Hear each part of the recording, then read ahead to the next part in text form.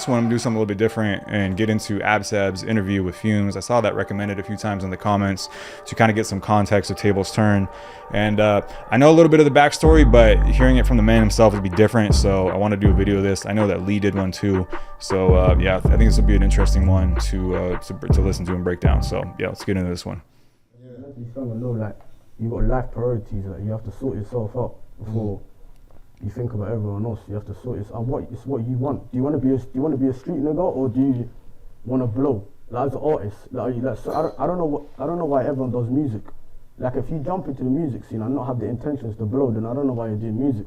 I don't know, some people might do music because they want a little bit more like gal, or some people might do music for money. Some people might, I don't know why people do music. My personal, I want to get out of the hood. He's one smart, yeah. People doing it for clout, money, women, whatever. It's a lot of work. It's a lot of politics. There's a lot involved in it, and it's a lot of grinding, and you receive criticism and everything else. Doubt yourself, just like any other creative pursuit. So if you're gonna put all of that into music, you think you would want to be doing it to change your life, because it is a full dedication of your life in a lot of ways. Although of course not everyone, you know, pours their life into it. Some people, you know, put out music inconsistently. But again, like he's saying, like why bother with that? Like if you're gonna do it to change your life, you know? And I think that makes sense, and I think it's a smart way to do it. There's also the other thing too, where people will pour their life into it, but then they stay in the hood and stay into like the hood politics and all that, and end up dead or blow all their money, or, you know, whatever. Not smart, but you know, he sounds already like he's got an intelligent approach to it, you know? It's easy to take down your songs though. No, because copyright. My brother, he saved me. Bro. Copyrights. Let me tell you about copyrights. Up and down this channel, copyright claims after copyright claims. I know we're not talking about the same thing, but it just made me think of that. Why? That's the question. Just why? From the reaction in your face, I can see like you felt like I went overboard, yeah. But I feel like everyone needs to understand my side of things. It's like I just got to a stage where I just thought, like, they took the piss, like, you know, do you understand what I'm trying to say? Like, I just thinking, I looked at certain other people's roots, like, certain people doing things that they had nothing to do with, or just sitting there like, these guys are buzzing. Just like, it was just an emotional thing. I went to the studio and I just thought, like, the same way they was tweaking on the man them, I'm just gonna tweak back on them. Man got wet in time to done. I can see that, yeah. I mean, one thing I thought about after watching those videos, like, obviously my reaction, I was just like, fuck, this is violent as hell. It's just like a sad situation all around. It's kind of really how I feel about it, you know? It's shitty that people have to die on either side. Moms are getting hit with disses and everything else. Like, it's just unfortunate all the way around, you know what I mean? Like, but I was thinking about it, and I was thinking, like, if my friends were killed and then mocked on top of it, I mean, shit, you would probably be furious too, you know what I mean? I would be furious, and I don't know if I put out a track because I'm not a rapper, but I would probably be thinking the things that he's thinking, those same angry thoughts, and just like those demons that haunt you at night, you know, watching these people mock somebody that you were close to and you love like a brother, you know, that's difficult. I'm the interview with gang and ever push your neck in a billion. Okay. Do you think you went overboard? No. Because serious? Because I'm gonna explain it to you, because back then, I'm not gonna say certain things, but back then it's like everyone was vibing, like it was funny, all of this and that. But then when the tables turn, he's talking about T Wiz being mocked by T Rose and all that, right? It's like, oh, he's doing the mad thing. But if you understood, if you was following drill from back then, well, and mocked by CGM and everybody as a whole too, you would understand what I'm doing. But obviously the new drill fans wouldn't really understand what's going on. Hit that boy at angle, dead me. Yeah, that's true. Like if you're new to drill, there's a lot of backstory here, you know, which is why this is worth watching. But it's also worth reading up on some of it too. Like there's a lot of names and things involved in it, and it goes back years too. It's not something that's recent. Like it goes back years. Hey, what the fucking? I just want to point out that this is very, very disrespectful. Brother. Sorry, one more pause and I'll let this go.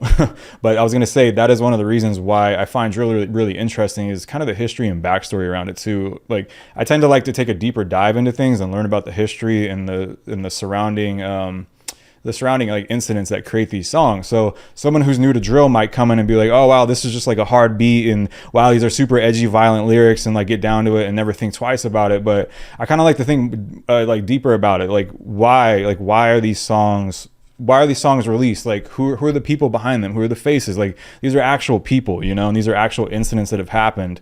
And for that reason, I think they deserve to be spotlighted and looked into more, rather than just like, you know, thought of as just like some quick entertainment or whatever and shock factor and blown off. You know, there's real stories here, you know, and I'm interested in those stories. Well, I went on the internet. Yeah. And I've just seen bare tweets about that must be the most rudest, disgusting, vile, like mad drill song I've ever heard. And I listened to it and I said, fuck me, bro. Like, even the video, bro. Like, what? Why? Like, there's so many questions, but the only one I can ask is why. It's like, alright, cool. They took it to a certain extent. But the video, bro. It's the pain. The pain, bro. Pain, bro. You have to feel everything. Because why now? The tables have turned. Game over. Done. They can't come back from this one, bro. Impossible. See, so what AbzSav was saying there too, like you can hear that sincerity in his voice. I'm actually gonna rewind it back there to what he was saying about the pain, because that, you know, you start to see his perspective for real on this. The pain, bro.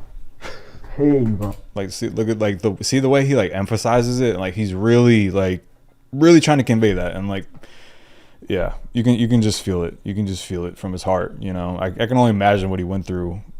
With his homie dying like that, or homies plural. Bro, you have to feel everything. Because why now? The tables have turned. Game over. Done. They can't come back from this one, bro. And that's interesting too, how he says they can't come back from it. I'm actually interested to see if they'll reply at all. Like, to my knowledge, there hasn't been any reply yet, right? I could see a reason why they might not reply. You know, because they might think, well, we're bigger than this now. You know, we're bigger than that. Like, let's just focus on the music.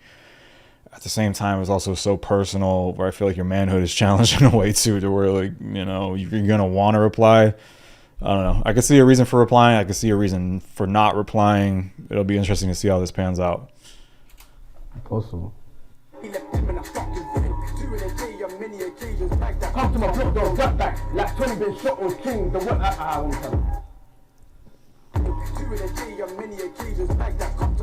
By the way, this whole process of like making a song is always just like seems so tedious to me, you know, just like hitting those verses over and over again until you hit them just right, and then the engineer piecing it together and going back quickly and all that. Like, you know, it really takes a team to make a song happen, and you don't really think about that with how fast music comes out now. It just seems so dispensable, you know, like music is released all the time and so frequently that a lot of the times it's not really appreciated for what it is, but it's a lot of work, it's a lot of creativity, and yeah, it's just a lot of like blood, sweat, and tears that goes into these songs.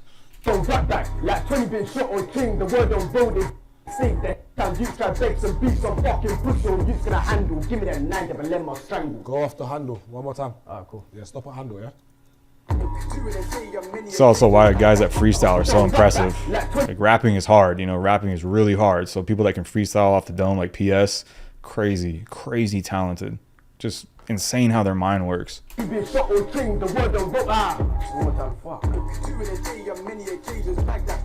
Don't rap back, like 20 been shot or king. The word fuck. One more time, bro. Go ahead. Frustrating, man. Frustrating. It's hard. Don't rap back, like 20 been shot or king. The word on road. You can take some beats on fucking push on. You's gonna handle. Alright, cool. So on the flip side, yeah, back then, I hear what you're saying. Back then it wasn't Yeah. Nowadays I feel like more people go jail for lyrics and for violence. By the way, shout out to Fumez for everything Versace in the iced out watch, man. Damn, Fumez getting paid.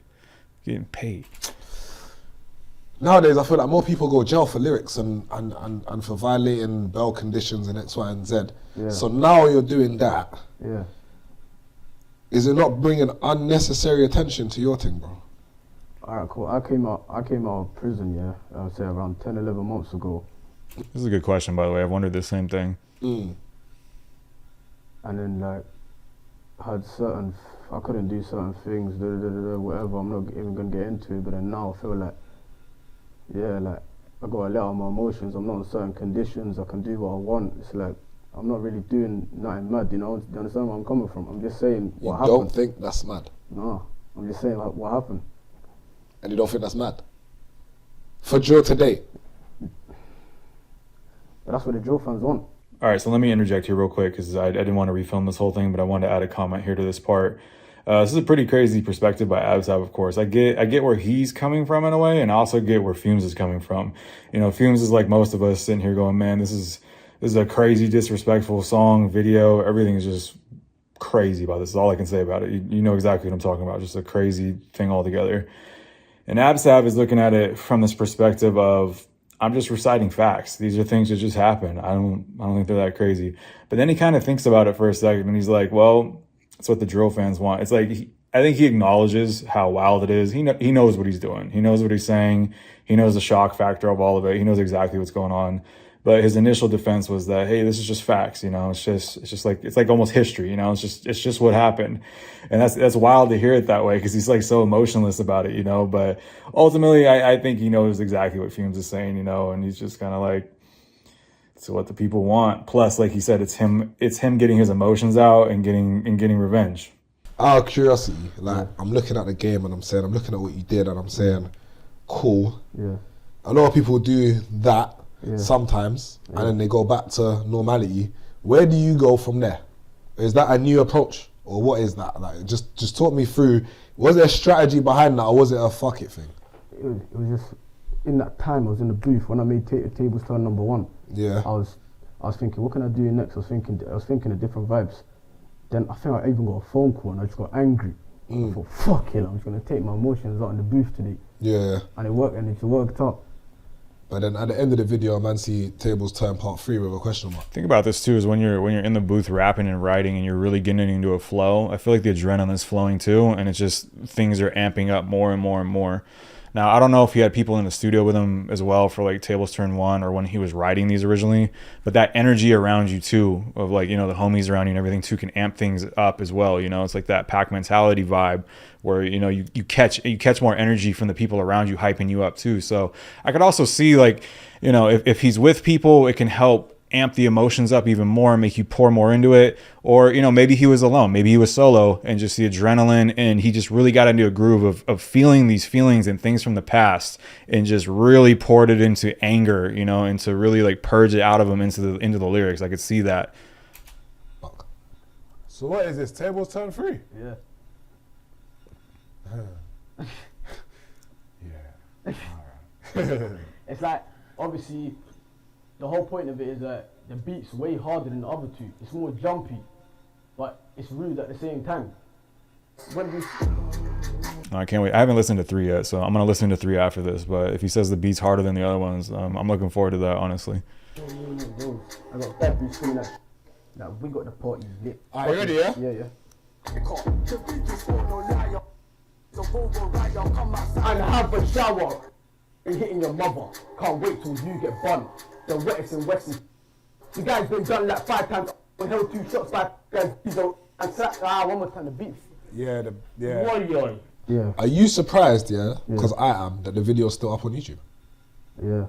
There's a lot of things going through my head. How long was the video up on YouTube? I only got it when it was re-uploaded, so I have no idea. Comment down below. I'm actually curious how long that lasted.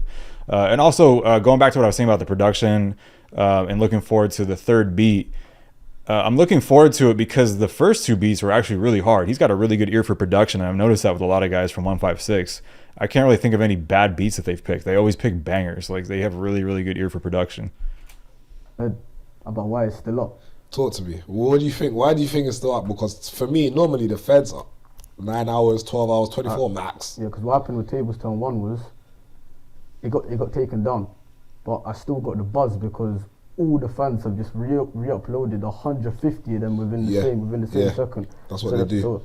So I think what the police have gathered is that the number 2's come out, we can take it down, but he's still gonna get what like the buzz basically, because it's gonna get taken down. So I'll probably think they think fuck it. It is what it is. Yeah, you think eventually they just be like, you know what, like this stuff just gets re-uploaded, it circulates anyway, what's the point? But they keep at it. Come to my block, don't what? Rap back. Yeah, God, that's what I thought you said. Come on. Come outside. Pussy. The ad-libs though. So. Huh? Brought that. Obviously, one thing that It's crazy how much energetic ad-libs can add to a song too. I always think of Gully. You know, Gully just adds so much heat to a song, and you know these energetic ad-libs. That also separates a great artist from a good artist to me. Is you know ad-libs. everyone that if they're following your career, one thing that everyone has noticed is there's no more hashtag 156 in the title. I was wondering that too.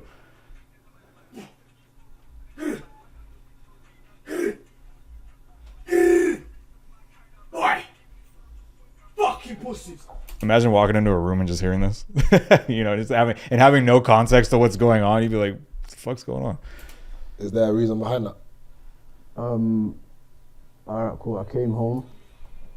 Everyone was at different paths in their career. So we went like everyone, like I'm saying, the main rappers in 156. So we was all at different stages. So we wasn't really gonna collab. So it was a boom, bam, bam, bam, bam. So I just thought, alright, cool. If everyone's doing their own thing, not in a bad way, but we're all friends, family anyway. So I just thought, alright, cool. Like everyone's doing their own thing now. I'm just gonna do my thing. That's how everyone's moving at the time. So I just thought, alright, cool. I'm just gonna do my own thing.